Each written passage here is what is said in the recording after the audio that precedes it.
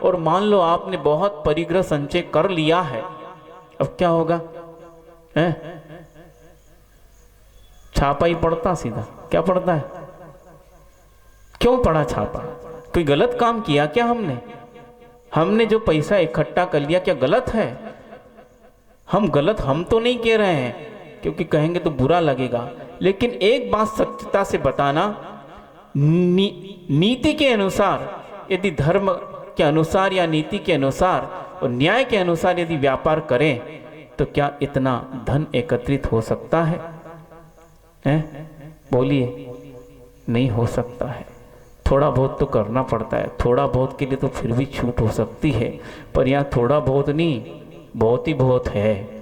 इसीलिए उन व्यक्ति की निगाह में आते हैं और वो छापा डालते हैं। अर्थात कहने का अर्थ यह है, यह इस लोक में भी, सार्वजनिक लोक में भी धर्म की दृष्टि आप दीजिए मत अभी, क्योंकि धर्म को कहते ही व्यक्तियों को बुखार चढ़ जाता है, धर्म का नाम लेते हैं, इसलिए धार्मिक दृष्टि से मत देखिए, लौकिक दृष्टि से भी आप देखिए कि इस प्रकार की जो क्रिया है, हिंसा, झूठ, चोरी, कुशील और परिग्रह रूप क्रिया, क्या इसे सर्वमान्य शुभ माना है? नीच से नीच व्यक्ति भी क्यों न हो, यदि दूसरा व्यक्ति हिंसा करता दिख जाए तो उसकी बुराई जरूर करेगा, अपने आप को नहीं देखेगा, अरे क्या कहें उनने पाप कर दिया। नहीं, तुम पापी नहीं हो, अभी हमने कुछ नहीं किया है, तो हम पुराने हैं। कौन सी लिस्ट बोलते ना, मतलब वहां पर पुलिस थाने में बहुत सी फोटो टंगी रहती है, तो पूछते कैदी, बोले कैदी नहीं है, ये सरकारी मेहमान है। जब कभी भी नगर में कोई घटना घटती है तो सबसे पहले इनको पकड़ते हैं, उनने किया कुछ नहीं, पहले पकड़ के पूछताछ करते उस दिन तुम कहाँ थे, और उसका जब सच्चाई पता चल जाती तब छोड़ते। मतलब वह हमेशा के लिए सरकारी मेहमान बनी गए हैं।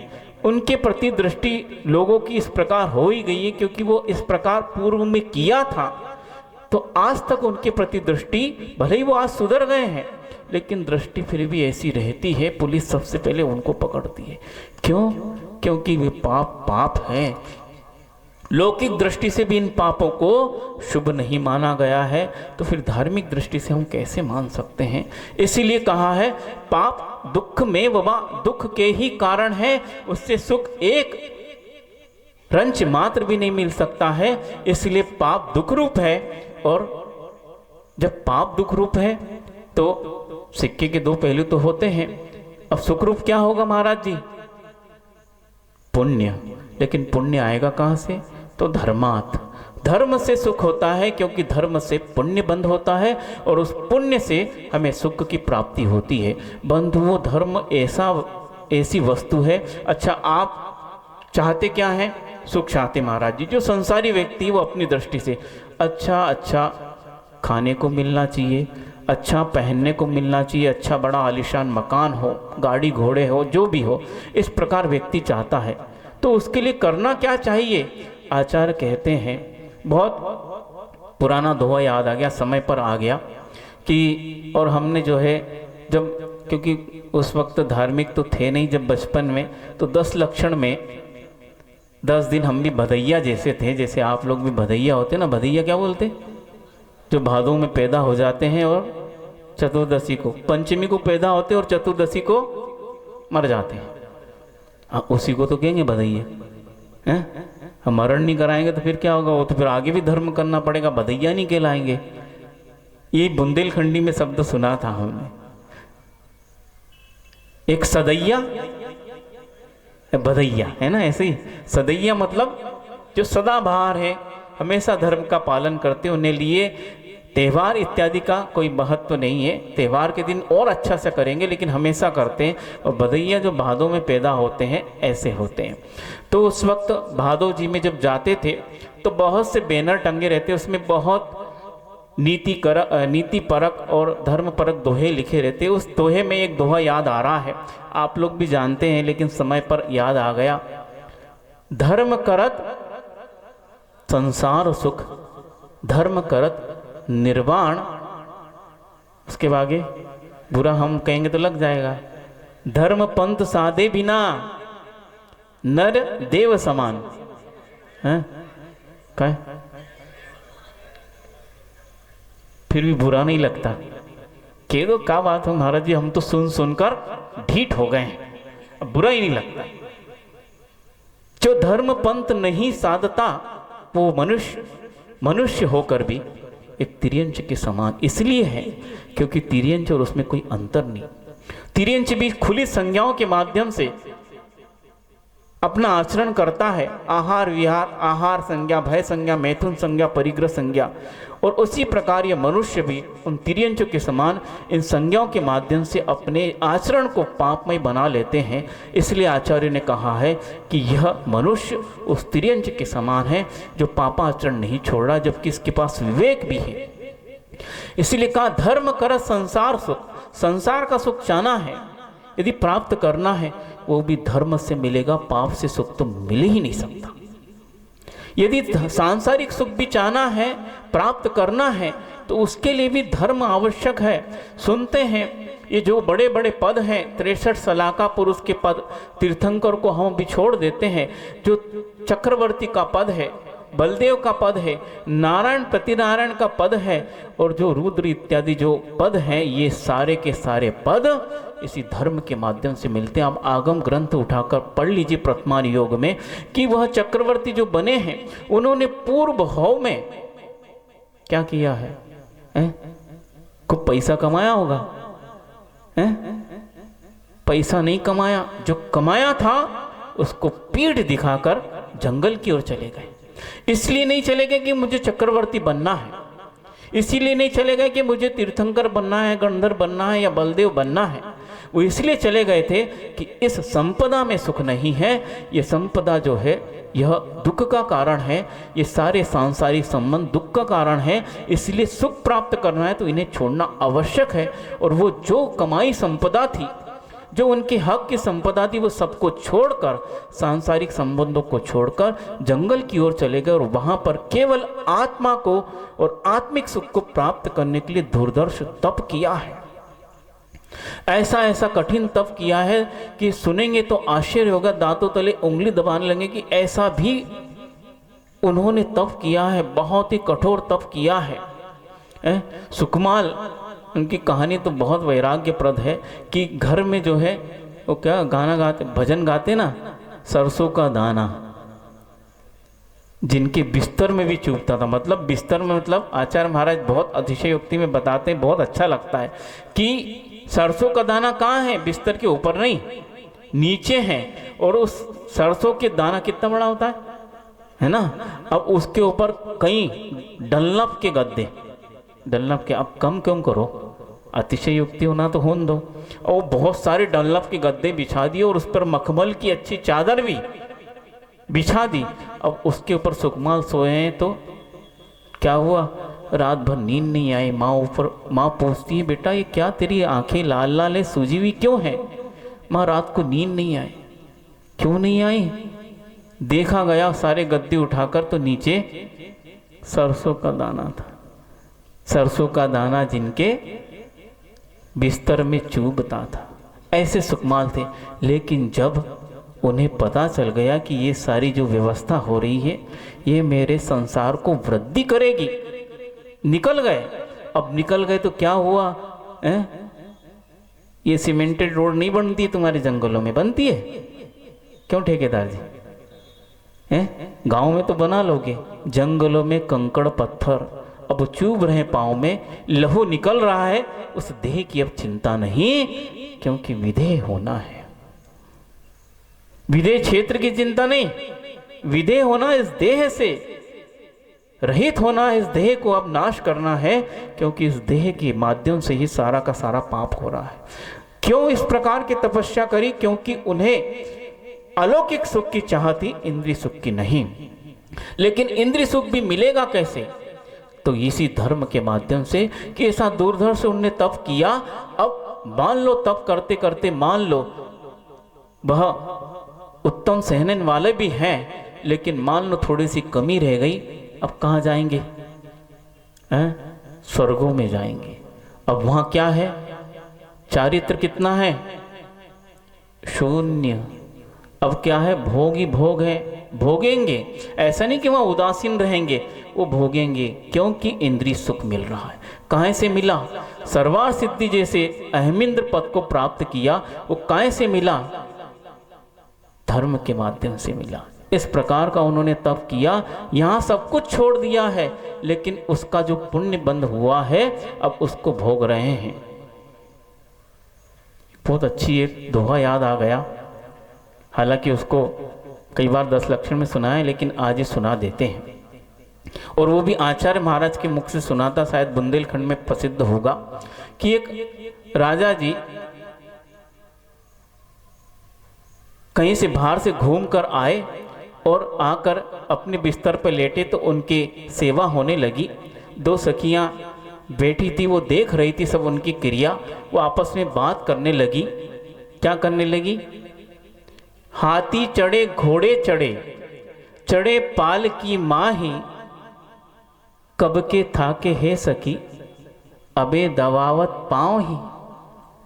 क्या वो पूछती है कि सखी से, ये राजा जी पहले हाथी से आ रहे थे, अब हाथी से आते आते अब महल का दरवाज़ा तो छोटा है जो अंदर घुसने का, सिंह द्वार तक तो हाथी से आ गए, और जैसे हाथी से उतरे हाथी अंदर नहीं आ सकता, जमीन पे पैर नहीं रखा, तुरंत एक घोड़ा आ गया और उस हाथी से उतरे, वो घोड़े पे बैठ गए। अब घोड़ा जो उनको अंदर ला रहा है महल की ओर, अब महल के अंदर घुसना है, अब घोड़े महल के अंदर तो नहीं जाते, तो फिर पालकी आ गई। अब तुरंत घोड़े से उतर के पालकी में बैठ गए, और पालकी सीधे कहाँ गई? बिस्तर तक, और जाकर लेट गए और लगे दबाने पाँव। थके कब हैं ये? थके कब? घोड़े हाथी थक गया होगा बेचारा, उसके पाँव तो कोई नहीं दबा रहा नहीं, महावत पाँव दबाने जा रहा उसके महावत, या वो जो घोड़े का रखवाला वो घोड़े के पाँव दबा रहा हो, या जिसने पालकी उठाई बेचारे वो कहार राजा जी होंगे 300-400 किलो के मान लो हो, तो वो बेचारे, अब कहने में क्या दिक्कत हो रही है, कौन देखने गए थे अपन, ज़्यादा हो गया, फिर भी चलेगा। अब बेचारे वो कहार थक गए, उनके पाँव तो कोई नहीं दबा रहा, इनके दबाए जा रहे हैं। वो सखी पूछती है थके कब हैं? तो इनके पाँव दबाए जा रहे हैं। तो सखी बोलती है ये अभी नहीं थके हैं। तो कब के थके थे? भू सोए, याद नहीं यार,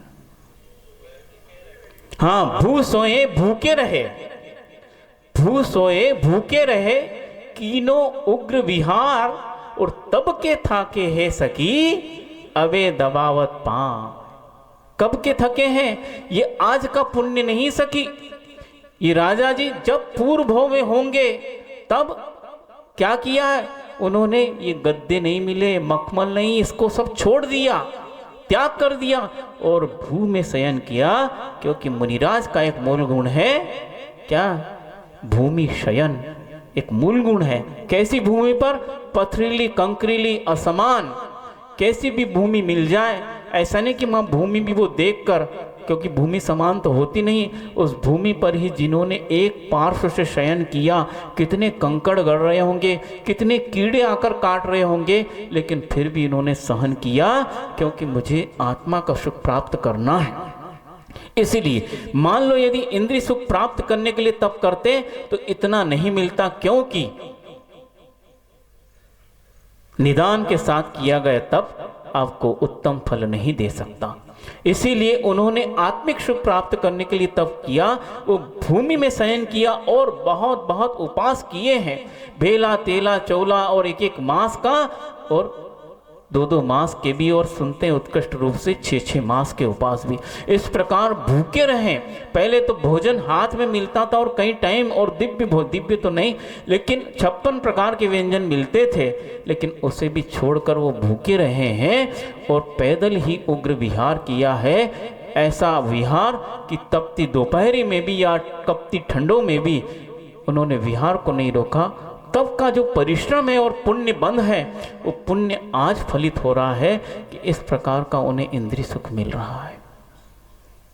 तो धर्म करत संसार सुख। संसार का सुख प्राप्त करना है तो क्या करना पड़ेगा? संसार के सुख प्राप्त करने के लिए नहीं, क्योंकि आगे उस सुख का भी हम बताएंगे कि आखिर वो सुख है क्या। लेकिन यदि सांसारिक वस्तुओं को भी प्राप्त करना है तो आचार्य परमेष्ठी कहते हैं धर्म ही उस सुख को देगा। दो प्रकार के सुख होते हैं, एक होता है लौकिक सुख और एक होता है अलौकिक सुख। अलौकिक सुख अर्थात जो अतीन्द्रिय सुख होता है, जो सिद्धों को प्राप्त होता है, उसे अलौकिक सुख कहते हैं। और जो इंद्रिय सुख होता है, जो इस प्रकार का तप करके सांसारिक जीव प्राप्त करता है, उसे हम लौकिक सुख कहते हैं, क्योंकि लौकिक व्यक्तियों को प्राप्त होता है। उस लौकिक सुख के बारे में वर्णन किया जा रहा है कि इस प्रकार का सुख है, लेकिन अलौकिक सुख का वर्णन, लौकिक सुख का वर्णन तो फिर भी हो सकता है। चक्रवर्ती का सुख कैसे होता है? तो चक्रवर्ती जैसे होता है। नहीं समझ में आया? चक्रवर्ती को कैसे सुख मिलता है? उपमा पूछी गई, चक्रवर्ती जैसी मिलती है, क्योंकि चक्रवर्ती को आपने देख भी लिया है, वो तो सामने दिखते हैं। लेकिन सिद्धों का सुख कैसे होता है? कोई बताएगा? यहाँ किसी ने सिद्ध परमेश्वरी देखे हो? नहीं, जाकर वहां सिद्धालय चले गए हो, देख के आ गए हो, फिर उपमा कहां से दोगे? सांसारिक सुख की फिर भी उपमा है, क्योंकि वो व्यक्ति हमारे सामने है। लेकिन जो अलौकिक शुद्ध सिद्धों को मिल रहा है, उसकी कोई उपमा नहीं है। इस प्रकार का सुख तो धर्म उस सांसारिक सुख को भी देता है, और धर्म क्या करता है? उस निर्माण सुख को भी देता है जो सिद्धों में होता है। उस सुख की कभी भी हम क्या कल्पना, उसकी उपमा नहीं दे सकते। इस सुख के लिए तो फिर भी आचार्य ने कहा इस सुख को आप सुख मान रहे हैं, लेकिन ये वस्तुतः ये सुख नहीं है। जो इंद्रिय सुख है वो वस्तुतः सुख नहीं है। उस सुखाभास है, सुख का आभास होता है, लेकिन वस्तुतः वो हमें वापस दुख देता है। कैसे महाराज जी? जैसे मान लो आपको कोई फोड़ा हो गया और बहुत भयानक फोड़ा था, और उसकी आपने ट्रीटमेंट कर लिया, अब वो जो है फोड़ा ठीक हो गया और सूखने की ओर है। समझ में आ रही बात? सूखने की ओर है। अब क्या होता है? बोलो, किसी को फोड़ा हुआ नहीं क्या? हाँ, खुजली चलती है। क्या चलती है? खुजली। और कैसी खुजली? ऐसी चलती जैसी मीठी मीठी, और खुजाने में बहुत आनंद आता है। खुजाओ, क्या होगा? बोलो। वो सूखा हुआ फोड़ा पुनः हरा हो जाएगा। क्यों? क्योंकि आंख के नाखूनों में भी इस प्रकार का जहर होता है, और उससे खुजाते हैं तो बहुत खुदाते खुदाते अंदर तक चले जाते, पता नहीं चलता, क्योंकि बहुत मीठा मीठा लगता है। और जैसे ही वह खुजाना बंद किया, वह आंखों में आंसू आ जाते। क्यों? वो सूखा हुआ फोड़ा पुनः हरा हो गया। बस इसी प्रकार का इंद्रिय सुख है। जब वो मिलता है तो बहुत आनंद आता है, और हम भोगते चले जाते हैं, भोगते चले जाते हैं। लेकिन उसके बाद जब उसका विपाक होता है, फल मिलता है, तब रोने लगते हैं। होता है कि नहीं? अनुभव नहीं है क्या? यदि अनुभव नहीं है तो फिर यहीं क्यों पड़े हो? क्यों ऐसा व्यक्ति है जिसने इंद्रिय सुख भोगा ही नहीं हो, अच्छी मात्रा में भोगा है। यदि इसी के भोगने से कल्याण होता तो आज तक हम नहीं, वो तीर्थंकर भगवान तो संसार में होते और हम सब सिद्धालय में होते। क्यों होते? क्योंकि बहुत भोग रहे हैं, उनने तो त्याग कर दिया, इसलिए उनको संसार में होना चाहिए। जब इसी से कल्याण होना है तो बिल्कुल नहीं। वो फोड़ा जितना खुजाओगे उतना उस वक्त मीठापन लगेगा, जैसी खुजाना बंद तो अत्यंत वेदना होती है। उसी प्रकार जब इंद्रिय को भोग भोगते हैं इस प्रकार की वेदना होती। इसलिए आचार्य परमेष्ठी कहते वासना मात्र मेवे तत् सुखम दुखम च देहिना तथा युद्धे जयन्ते ते भोगा रोगा इवापदी। ये भोग रोग के समान है। क्यों रोग के समान है? क्योंकि वासना मात्र है, कल्पना मात्र है। हमें मीठा खाने से सुख हो रहा है, ये कल्पना मात्र है। जब उसके माध्यम से हमारे अंदर जब क्या बोलते हैं, अफरा या अपच क्या बोलते हैं, ये होगा, तब उसकी वेदना कैसी होगी? ये आप समझ सकते हैं, जिसको हुआ है वो समझ सकता है।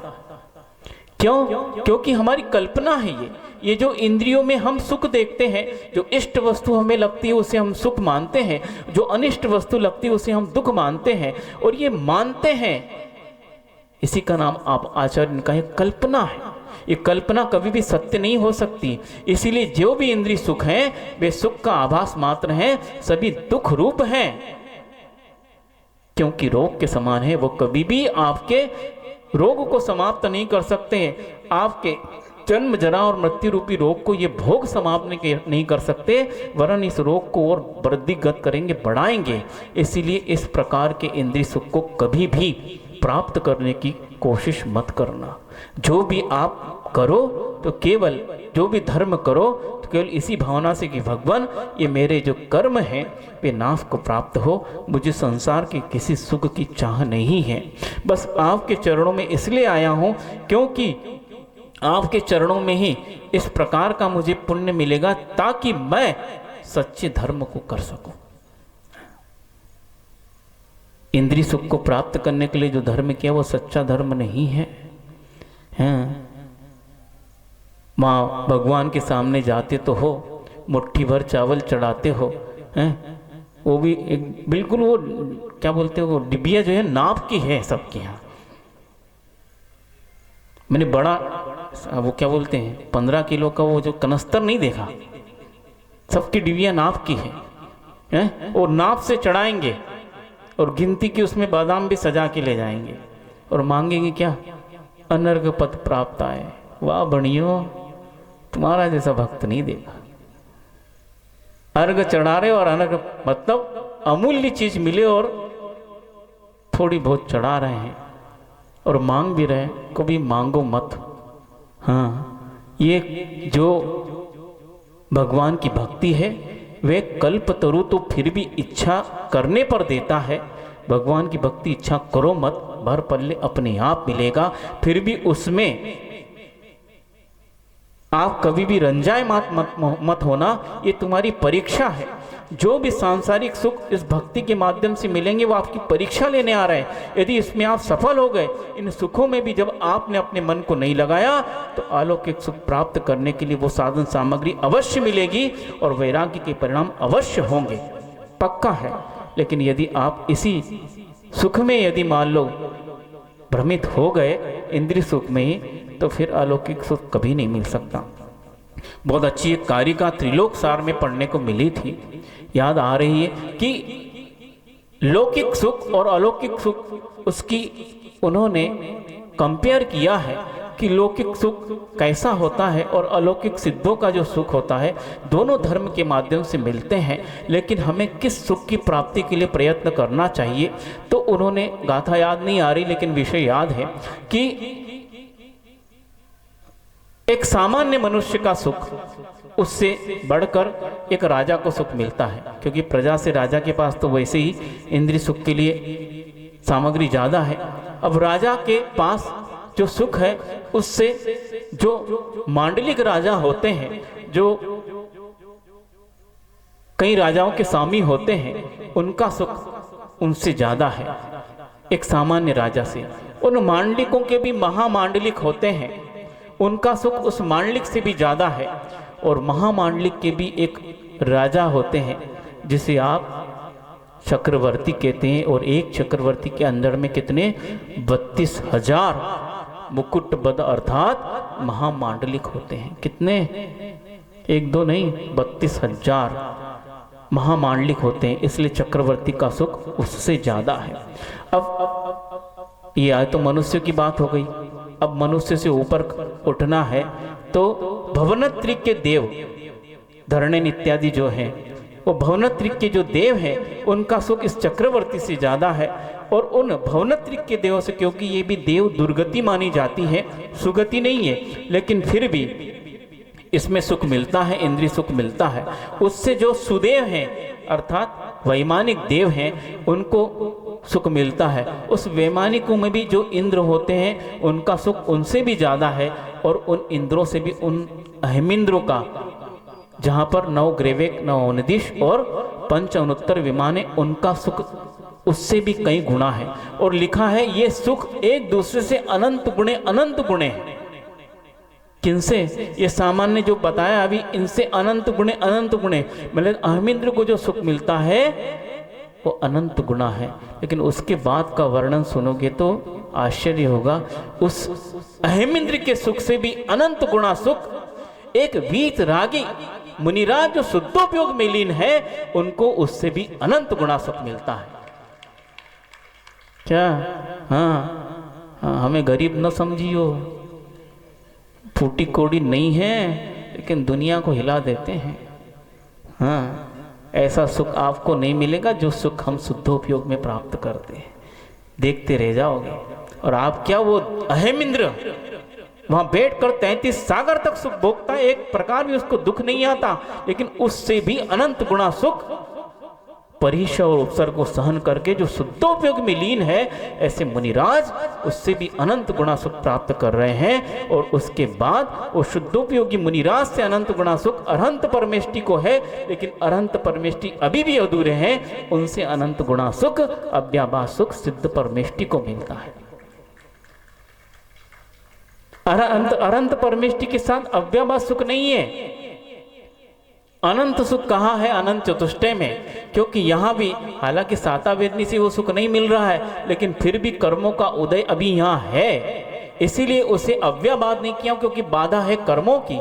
इसलिए अनंत सुख तो है, क्योंकि मोहिनी का अभाव हो चुका है, लेकिन सिद्धों में किसी प्रकार की बाधा ही नहीं है, इसलिए अव्याबाद सुख मिलता। उस सुख की उपमा किसी से नहीं की जा सकती, क्योंकि हमने देखा ही नहीं सिद्धों को। इसीलिए इस प्रकार के सुख की प्राप्ति के लिए मुनिराज जो है या संसारी प्राणी यदि इस सुख की प्राप्ति के लिए यदि प्रयत्न करता है तो निश्चित रूप से वह पापों से छूट सकता है।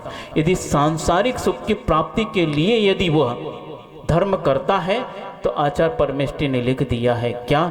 यहाँ तो लिखा है जो धर्म पंथ पे नहीं जाए वो तिर्यंच है, लेकिन आचार्य कुंद भगवान लिखते हैं, अष्टपहड़ में पढ़िए, बहुत ऐसी संज्ञा दी उन मुनिराजों को भी कि जो इस लौकिक सुख को, एक सुख को प्राप्त करने के लिए तपस्या करते हैं, वे मनुष्य नहीं तिर्यंच के समान है। यहाँ तक कि उनको निगोदिया जीव के समान भी कह दिया। इतनी निकृष्ट उपमा दे दी, इसलिए दे दी क्योंकि वस्तुतः आप धर्म तो कर रहे हैं, लेकिन क्या प्राप्त करने के लिए? सांसारिक सुख प्राप्त करने के लिए। अरे उन्हीं सुख को छोड़कर आए। अच्छा एक बात बताओ कि दीक्षा क्यों ली थी? मान लो जो चक्रवर्ती है वे इतनी संपदा छोड़कर आए, जब उसी संपदा को प्राप्त करने के लिए तब कर रहे हैं, तो भैया छोड़ के क्यों आए? घर में क्या कमी थी? एक तीर्थंकर भगवान, चक्रवर्ती से ज्यादा संपदा। हालांकि तीर्थंकर भगवान के पास चक्रवर्ती तो नहीं होता, लेकिन उस चक्रवर्ती फिर भी युद्ध करके अपना चक्रवर्तित्व प्राप्त करता है, 6 खंड का अधिपतित्व प्राप्त करता है। तीर्थंकर युद्ध नहीं करते, लेकिन उनके सामने आंख उठाने की हिम्मत भी किसी की नहीं होती। इस प्रकार का उनका बल होता है। कई चक्रवर्तियों का बल मिलकर भी तीर्थंकर के बल को परास्त नहीं कर सकता, ऐसा बल उनके पास होता है। लेकिन फिर भी वे छोड़कर क्यों आ गए? जब इसी तप के लिए, इसी भोग संपदा के लिए यदि तप करना, तो उसको छोड़कर क्यों आए? उसी में रम जाते ना। लेकिन नहीं, यदि संसार विषय वैराग्य भावना पड़ेगी नहीं। ऐसा लग रहा सबको सुनकर, ऐसा लग रहा सांप सुन गया, एकदम स्तब्ध हो गए। तीर्थंकर क्यों त्यागे? यदि उसी संसार में सुख होता तो वो सुख नहीं है, सुख की कल्पना मात्र है। आचार्य परमेष्टि कहते हैं कि जब मान लो कोई व्यक्ति, आपका जो पड़ोसी व्यक्ति है वह आपके लिए अहित करता है, आपको कष्ट पहुंचाता है, आपको मारता है या आपकी निंदा करता है, आपका अपवाद करता है, तो आप उसको मित्र मानते हैं? वो आपके दुख का कारण बनता है तो उसको मित्र मानते हैं? कोई पूछता है क्यों भैया, कोई तकलीफ तो नहीं है? तकलीफ तो नहीं है ऐसी ज़्यादा, लेकिन एक व्यक्ति बहुत तकलीफ पहुंचा रहा, बिल्कुल मेरा परम शत्रु है, ऐसा बोलते ना। क्यों? बोलो तो क्यों? क्योंकि वो आपके दुख का कारण बन रहा है। जो आपके दुख का कारण बनता है उसको आप इष्टजन नहीं मानते, आप तो जन नहीं मानते, उसको आप द्वेष की दृष्टि से देखते, उसे आप शत्रु मानते हैं। बोलो हाउ तो बोल दो, मानते हैं कि नहीं? कोई नहीं बोल रहा। घर में बिठा लेते उसको, शत्रु मानते हैं उसको। आचार्य कहते हैं जो आपको दुख देता है उसको आप शत्रु मानते हैं, लेकिन ये विषय भोग आपको कई बार दुख देते हैं और प्रति समय दे रहे हैं, फिर भी कभी भी आपने उनको विषय भोगों को शत्रु की दृष्टि से नहीं देखा। देखा है? और चाहिए और चाहिए, वो दुख भी दे रहे हैं फिर भी आन दो, मना मत करो। रातों की नींद भी उड़ रही है, कोई बात नहीं, आज नहीं सोए तो कल सो जाएंगे। वो कल कभी आता नहीं, वो नींद कभी आएगी नहीं। फिर कब आएगी? आएगी नींद बिल्कुल चिर निद्रा। कब आएगी चिर निद्रा? कहाँ आती चिर निद्रा? शमशान में ही आएगी, उसके पहले आ नहीं सकती, क्योंकि उसके पहले हमारे पास चिंता का सामान है। अब जब तक चिता नहीं बनेगी तब तक शांति नहीं मिलेगी। तो शांति चाहिए ना, तो वहीं चलो फिर, यहाँ तो मिलने वाली नहीं। यहाँ शांति चाहिए तो चिंता का सामान पहले छोड़ो, तो चिंता अपने आप छूटेगी। और जहाँ चिंता नहीं है वहाँ व्यक्ति वस्तुतः चिंतन करके आत्मिक सुख प्राप्त कर सकता है। जहाँ चिंता है, भय है, वहाँ कभी धर्म नहीं हो सकता। और पाप भय का कारण है, दुख का कारण है, वो कभी भी संसार में अपने को सुख प्राप्त करा नहीं सकता। और पापी व्यक्ति को न तो सांसारिक सुख मिल सकता है और आत्मिक सुख अथवा अलौकिक सुख की बात तो उसके लिए स्वप्न के समान है। जब वो पापी व्यक्ति लौकिक सुख भी प्राप्त नहीं कर सकता, उसके लिए भी धर्म चाहिए। इसीलिए आचार्य परमेष्ठी यहाँ कह रहे हैं कि यदि आपको सुख की इच्छा है, सुखार्थी हो, अर्थात सुख ही आपका प्रयोजन है, तो तस्मात् विहाय पापम, इसीलिए उस पाप को छोड़ो। और यदि सुखार्थी हो तो सदा धर्मम चरतु, अर्थात हमेशा धर्म का आचरण कीजिए, धर्म की चर्या कीजिए। यदि आप धर्म का आचरण नहीं करेंगे तो कभी भी आपको सुख